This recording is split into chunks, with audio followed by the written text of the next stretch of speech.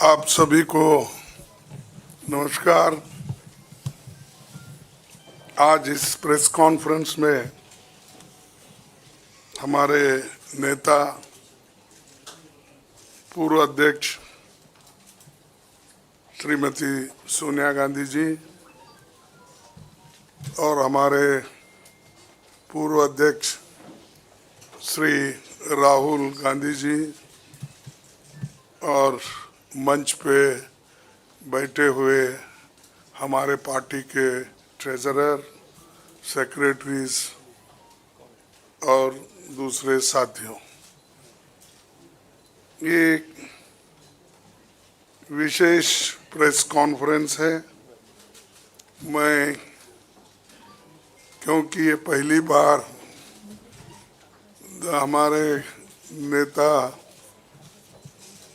इस चंद इश्यू पे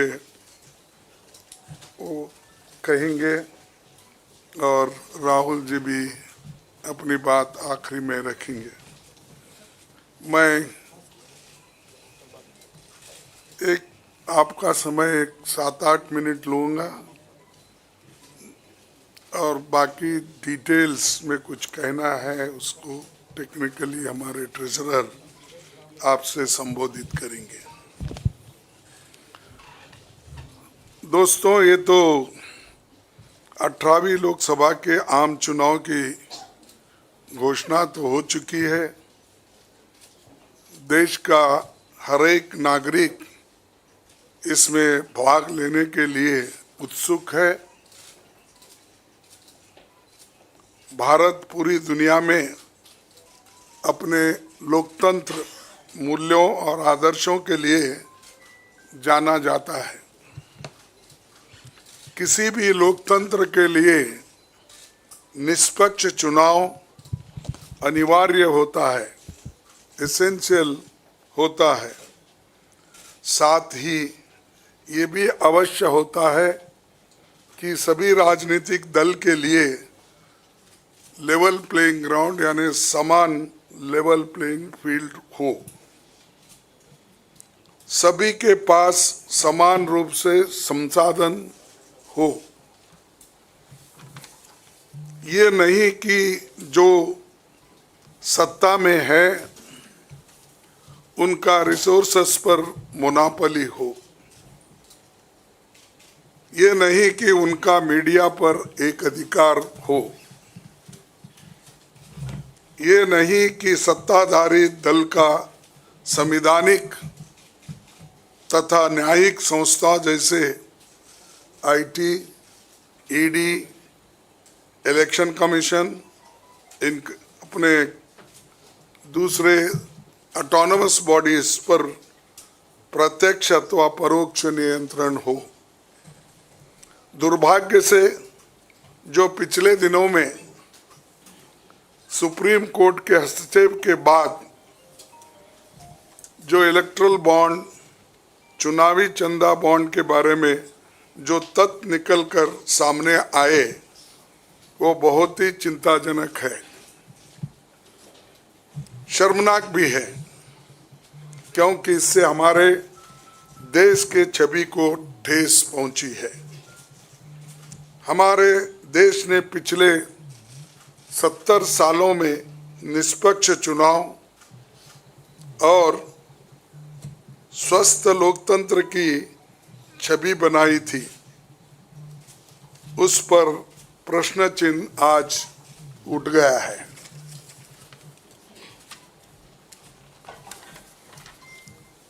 supreme court ने जिस चुनावी चंदा बॉन्ड को इलीगल और अनकॉन्स्टिट्यूशनल कहा, उस स्कीम के तहत मौजूदा सत्ताधारी दल ने हजारों करोड़ रुपए से ज्यादा अपने अकाउंट में भर लिया है और दूसरी तरफ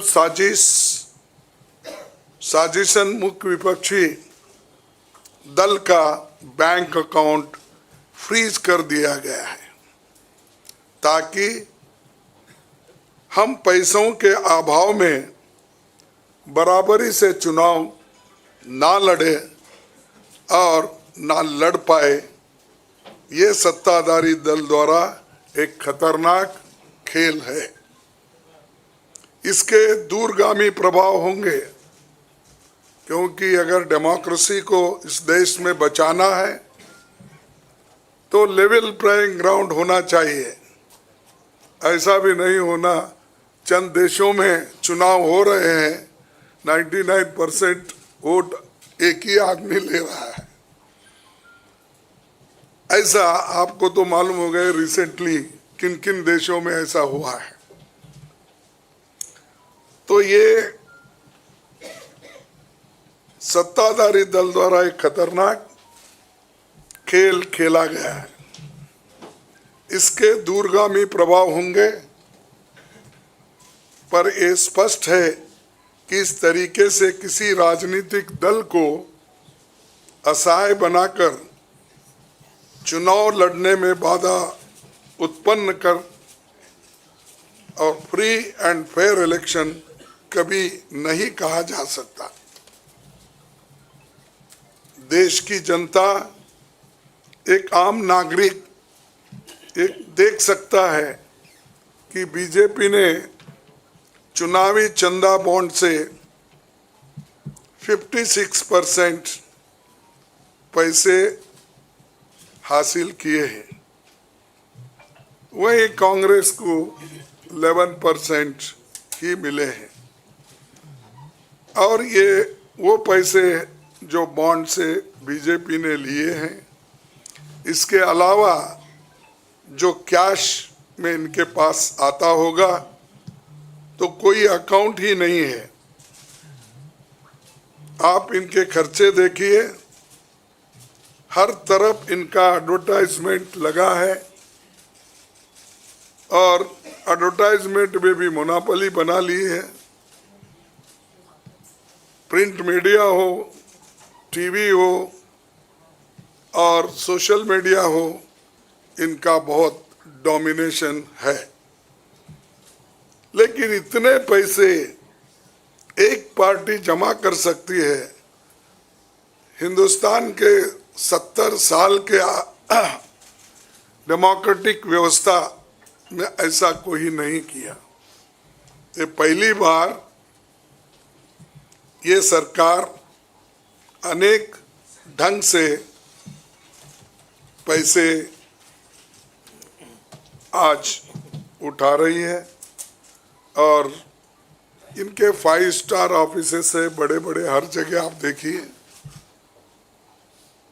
और 4-4, 5-5 फ्लाइट एक मीटिंग को जाते हैं और उनके पीछे और 2-4 जाते हैं। एक मीटिंग का इतना खर्च होता है तो शायद ही कोई पार्टी, अपोजिशन पार्टी उसका 10% भी नहीं कर सकती मुकाबला। मैं कहना नहीं चाहता कि बीजेपी ने किस तरीके से कंपनियों से पैसे लिए, क्योंकि सुप्रीम कोर्ट तथ्यों की जांच कर रही है। हमें उम्मीद है कि सच्चाई बहुत जल्द हम सब के सामने आएगी। और अंत में मैं देश के संवैधानिक संस्थाओं से अपील करता हूं कि अगर वो फ्री एंड फेयर इलेक्शन चाहते हैं तो हमारी पार्टी को बगैर किसी रोक टोक से बैंक अकाउंट्स का इस्तेमाल करने दे, और जो इनकम टैक्स का क्लेम है वो अंततः कोर्ट के निर्णय के अनुसार सेटल हो जाएगा। राजनीतिक दल टैक्स नहीं देते, बीजेपी कभी इनकम टैक्स नहीं दी, लेकिन ये लागू सिर्फ कांग्रेस पे हो रहा है। कोई पॉलिटिकल पार्टी इनकम टैक्स के दायरे में नहीं आते, सच है ना? सेटल हो जाए। राजनीतिक दल नहीं आते, बीजेपी ने कभी नहीं दिया अकाउंट। इसके बाद भी अगर हमसे ये मांगा जा रहा है तो हम न्यायालय के अंतिम निर्णय का इंतजार कर रहे हैं, क्योंकि हम चाहते हैं कम से कम न्यायालय तो इस बात को देखे, कानून को देखे, रूल ऑफ लॉ और गवर्नेंस जो संविधान के तहत होता है उसके तरफ तो ध्यान दे दो, क्योंकि आज वो हुकूमत में है, कल दूसरी पार्टी आएगी। लेकिन हमको ये लेवल प्लेइंग ग्राउंड जो हमने पहले से बनाया था, नेहरू जी से लेकर हम 89 और बाकी के लोग भी, जब इवन वाजपेयी थे उस वक्त भी ऐसा नहीं था। लेकिन यहाँ ये 18वीं लोकसभा का चुनाव जो हो रहा है, इसमें हम सब देख रहे हैं, ये कुचल रहे हैं, सप्रेस कर रहे हैं और हमको चुनाव लड़ने के स्थिति में वो नहीं छोड़ना चाहते हैं और पैसे को तंग तबाह करके वो एक तरफा इलेक्शन कर लेना चाहते हैं। लेकिन लोग भी होशियार है, इसको जानते हैं और लेवल प्लेइंग फील्ड बने रहने के लिए ये उनके जो बाधक है और जो हमारे अकाउंट्स फ्रीज किए हैं वो तत्काल उसका रिलीज होना चाहिए और हमको चुनाव में डेमोक्रेसी और संविधान को बचाने के लिए लेवल प्लेइंग ग्राउंड होना चाहिए। धन्यवाद। शुक्रिया कांग्रेस अध्यक्ष जी। मैं अभी हमारे कांग्रेस पार्टी के संसदीय दल के नेता श्रीमती सोनिया गांधी जी से गुजारिश करूंगा कि आपको संबोधित करें।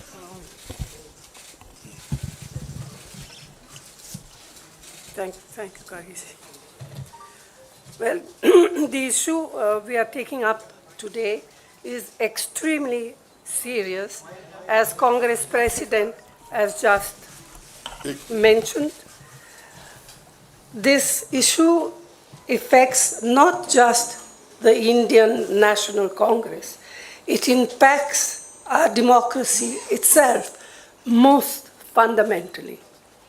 A systematic effort is underway by the Prime Minister to cripple the Indian National Congress financially.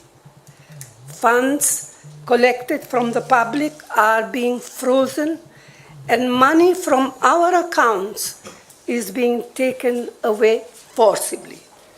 However, even under these most challenging circumstances, we are doing our very best to maintain the effectiveness of our election campaign.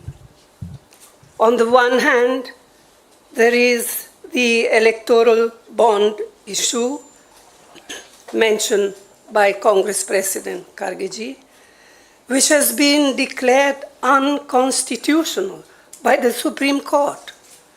The electoral bonds have benefited, as everyone knows, the BJP hugely, massively. On the other hand, the finances of the principal opposition party, the Indian National Congress, are under a determined assault. This, we all believe, is unprecedented and undemocratic. Thank you. शुक्रिया सोनिया जी। मैं अभी हमारी AICC के कोषाध्यक्ष अजय माकिन जी से गुजारिश करूंगा कि आपको थोड़ा विस्तार से जानकारी दें।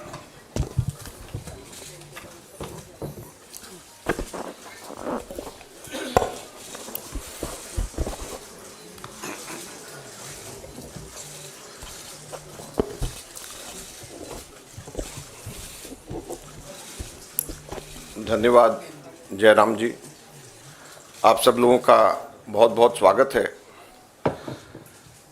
अभी हमारे कांग्रेस अध्यक्ष और पूर्व अध्यक्षा ने आप लोगों को बताया कि लोकतंत्र के ऊपर किस प्रकार का खतरा मंडरा रहा है, किस प्रकार से कांग्रेस पार्टी के बैंक खातों के ऊपर हमला हुआ और ये कोशिश करी जा रही है कि फाइनेंशियली कांग्रेस पार्टी को पंगु बना दिया जाए। ये केवल कांग्रेस पार्टी के खातों पे नरेंद्र मोदी सरकार का हमला नहीं है, बल्कि भारत के लोकतंत्र पे हमला है। अगर प्रमुख विपक्षी पार्टी वित्तीय तौर के ऊपर पूरी तरीके से पंगु हो जाए, कोई कार्य नहीं कर सके, पब्लिसिटी के ऊपर पैसा नहीं खर्च कर सके, कैंपेन के ऊपर पैसा नहीं खर्च कर सके, अपने कैंडिडेट्स को पैसे नहीं दे सके, तो फिर चुनाव किस बात का है। और चुनाव की घोषणा हो चुकी है। पिछले एक महीने से हमारे अपने बैंक अकाउंट्स में पड़े हुए 285 करोड़ रुपए का हम इस्तेमाल नहीं कर पा रहे हैं। हम लोगों को पब्लिसिटी के लिए अखबारों के अंदर स्लॉट्स बुक करने, हम लोगों को पब्लिसिटी के लिए इलेक्ट्रॉनिक मीडिया के अंदर स्लॉट्स बुक करने, हमको सोशल मीडिया के अंदर इस्तेमाल करना है, हमको पोस्टर छपवाने, हमको पैम्फलेट छपवाने। अगर हम लोग वो काम भी नहीं कर सकते तो किस प्रकार से लोकतंत्र जिंदा रहेगा और कैसा लोकतंत्र है ये।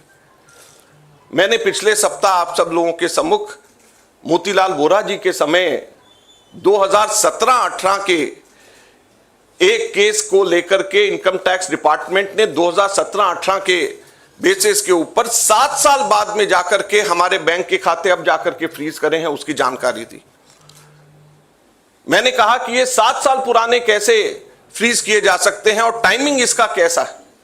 लेकिन मुझे अभी बहुत दुख के साथ कहना पड़ रहा है कि पिछले हफ्ते ये नोटिस हम लोगों के पास में आया है, इसकी कॉपी आप सब लोगों को मिल गई है, आप सब लोगों के आ गई है, आप जरा देखिए। ये सीताराम केसरी जी के जमाने का नोटिस हमें पिछले हफ्ते आया है। आप सोचिए, सीताराम केसरी जी के जमाने का 1994-95 की असेसमेंट ईयर का नोटिस अब हमारे पास में आया और इसको लेकर के भी आगे आने वाले समय के अंदर फिर से बैंक को फ्रीज करने का और डिमांड लगाने की ये कवायद शुरू होगी। तो ये कौन सा लोकतंत्र है। अगर इसी रफ्तार से जाएंगे तो महात्मा गांधी के समय पे जमनालाल बजाज जब ट्रेजरर हुआ करते थे, उस टाइम पे भी कोई चीज निकाल करके अब इस वक्त इस चुनाव से पहले हमारे अकाउंट्स को फ्रीज किया जाएगा। तो ये किस चीज का लोकतंत्र है। 30 साल पुराना, 31 साल पुराना असेसमेंट ईयर का हिसाब निकाल करके हमारे खाते फ्रीज करे जा रहे हैं ताकि हम लोग चुनाव ही ना लड़ पाए।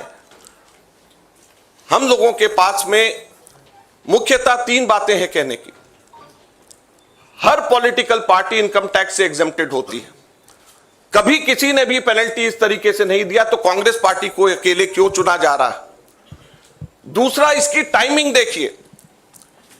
2017-18 का मोतीलाल वोरा जी के टाइम का और 1994-95 का सीताराम केसरी जी का समय, और केवल 1 महीना पहले चुनाव के घोषणा होने से पहले यह काम शुरू किया जाता है। और तीसरा, क्वांटम ऑफ पनिशमेंट देखिए कि कितना बड़ा पनिशमेंट। क्या हमारे सिर्फ 0.07% पूरा 199 करोड़ का कैश में हमारे अपने एमपीज ने अपनी तनख्वाह दी, उसकी वजह से 0.07% की अनियमितता की वजह से 106% की पेनल्टी हमारे ऊपर लगाई गई, 106% की। कितना 0.07% की अनियमितता की वजह से 106% की पेनल्टी हम लोगों के ऊपर लगाई गई है। ये क्वांटम है। हम लोगों ने मात्र 30 दिन लेट हम लोगों ने अपने अकाउंट सबमिट करे।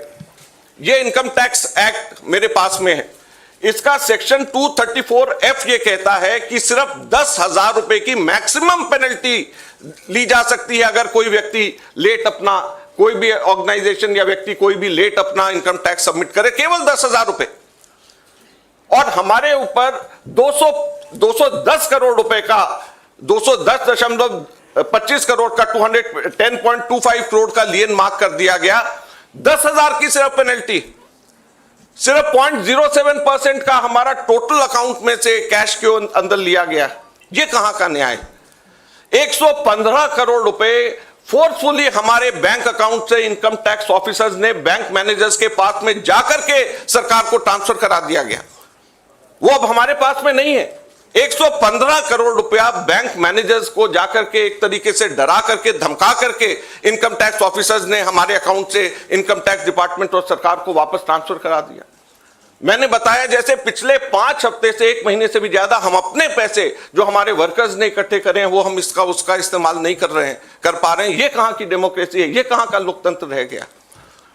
तो इसलिए हम आपसे कहना चाहते हैं, ये केवल हम लोग तो अपनी लड़ाई लड़ेंगे, लेकिन ये आप लोगों की भी लड़ाई, मीडिया की भी लड़ाई है, देश की जनता की लड़ाई है। अगर आप इसके अंदर हमारे को समर्थन नहीं करेंगे तो लोकतंत्र जिंदा नहीं रहेगा, ना आप रहेंगे ना हम रहेंगे। धन्यवाद।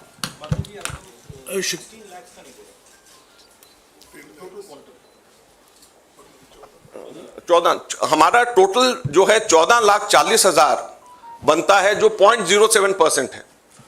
तो सिर्फ 14,40,000 जो हमारा 0.07% है, उसकी वजह से हमारे को ऊपर 210 करोड़ रुपए से भी अधिक का हमारे ऊपर लियन मार्क करके हमारी पेनल्टी लगाई गई है। तो आप सोचिए 14,40,000 के बदले 210 करोड़ रुपए की पेनल्टी हमारे ऊपर लगाई गई है। ये कहां का लोकतंत्र है? शुक्रिया अजय माकन जी। आखिर में मैं राहुल गांधी जी से गुजारिश करूंगा कि वो आपको संबोधित करें।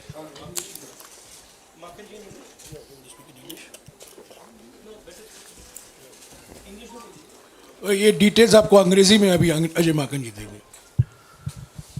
Friends, there has been an assault on Indian democracy. Our accounts have been frozen since last more than 1 month. Since last around 5 weeks or so, we have been unable to utilize our own funds in the bank.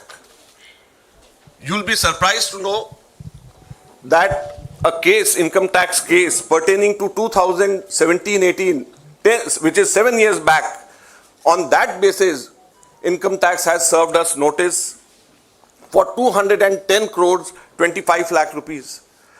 That amount of lien was marked against the Congress party in all our accounts. And effectively we are unable to utilize our 285 crore rupees, our own money which is lying in the bank. The most important thing is the timing and the exemptions which all the political parties enjoy. When all political parties enjoy income tax exemption, then why is it being slapped on the Congress party? Never it has happened in the past that the BJP had to pay any kind of penalty, any kind of income tax. Then why is it that the Congress party being singled out? The timing is such that 7 years old case, it seems that the BJP was waiting for the elections to come, and just 1 month before the elections were to be announced, they froze our accounts. So imagine how can it be a level playing field? We don't have money to give to our candidates. We don't have money to publish our pamphlets. We don't have money to organize our public meetings. We don't have money to book advertisements in the social media or in the newspapers. So how are we going to fight the elections, or how is democracy still alive in the country where the principal opposition party is unable to spend even a single penny in the elections? And it is not only this, the government has not stopped only on this 2017-18 notice. We have been slapped with another notice last week, and it pertains to 1994-95 during Sitaram Kesri when he was the treasurer. So imagine we are being slapped with a notice, income tax notice, 30 years back, pertaining to account 30 years back.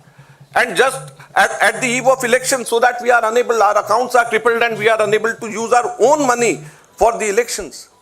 So please, this is the time when it is not only fight for the Congress party, our own fight alone, it is, we have to all fight together to save democracy. The Income Tax Act, section 234F, allows maximum penalty of rupees 10,000 for late submission of income tax returns. Maximum penalty of 10,000 rupees. But on the contrary, Congress party has been slapped a penalty of 210 crore rupees against a violation of just 14,40,000 which we deposited in cash and 30 days delay.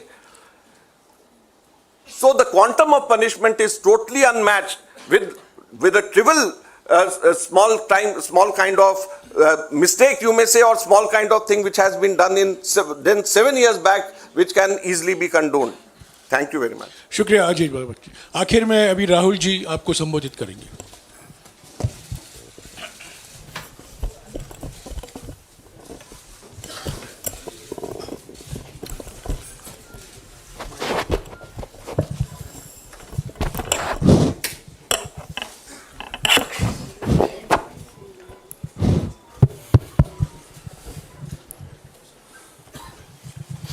thank you for coming here this morning. If any of you imagine, anybody in the country imagines what happens when your bank account, your ATM card, your entire financial identity is erased, right? You can imagine if it is done to a family, the family will starve to death. If it is done to a business, the business will be crippled, right? This is what has been done to the Congress party 1 month back. All our bank accounts have been frozen. We can do no campaign work. We cannot support our workers. We cannot support our candidates. Our leaders cannot fly from one part of the country to the other. Forget fly. They can't take a railway train. And this has been done literally 2 months before the election campaign. Why has it been done? One notice comes from the 90s. Another notice comes from 6-7 years ago. Quantum amount, 14 lakh rupees. And punishment, our entire financial identity. Right? What's interesting to me is that there are institutions in this country that are supposed to protect the democratic framework. There are the courts in the country, there's the election commission in the country, right? And nothing is happening.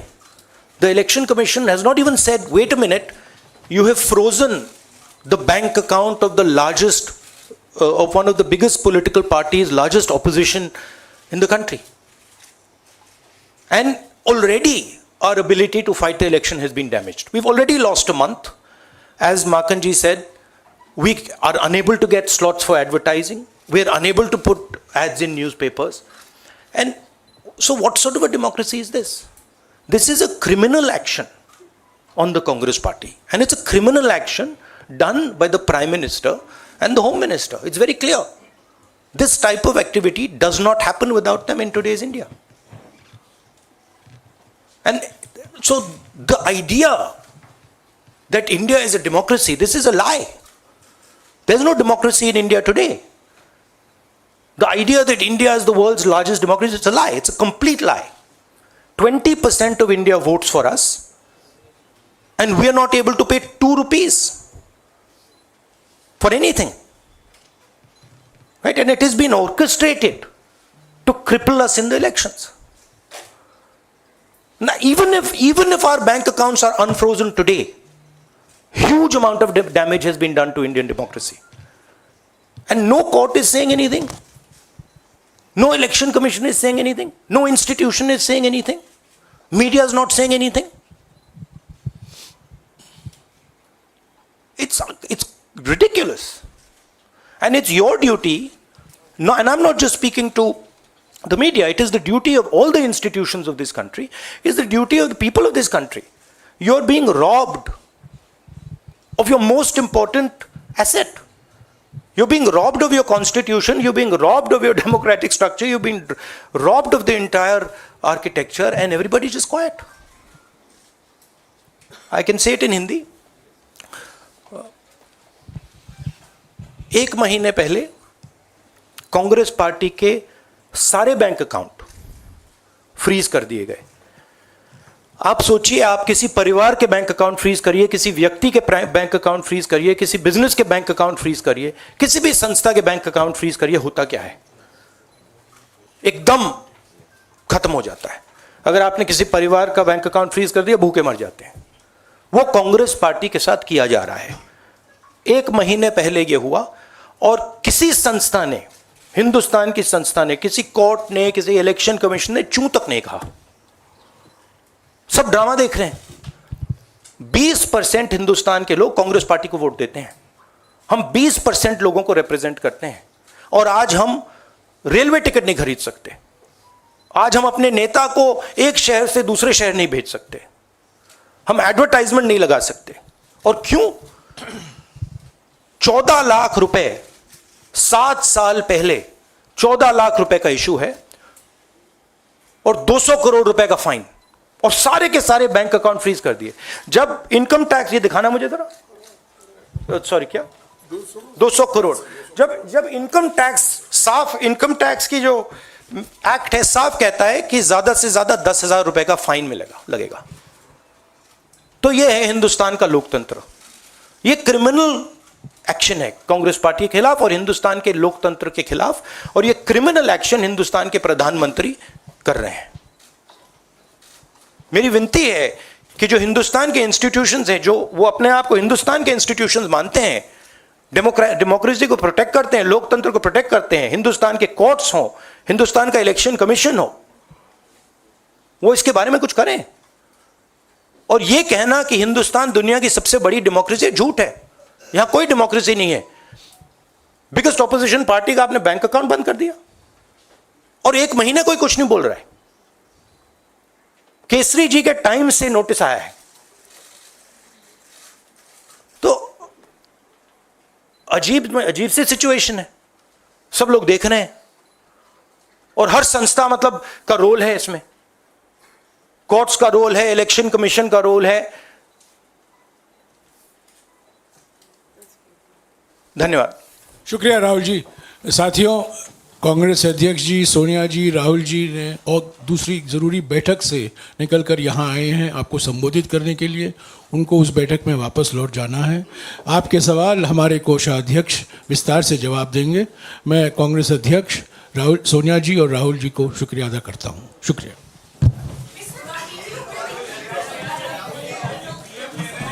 No, 1 second. Look, 1 second. Look, please understand. This is not freezing of the Congress party's bank accounts. This is the freezing of Indian democracy. That is what is happening here. Okay? So, we are unable, as the biggest opposition party, we are unable to take any action. There's no action we are able to take. We cannot send our leaders anywhere. We cannot book advertisements. We cannot do anything. What else is it if it's not an assault on democracy? Thank you.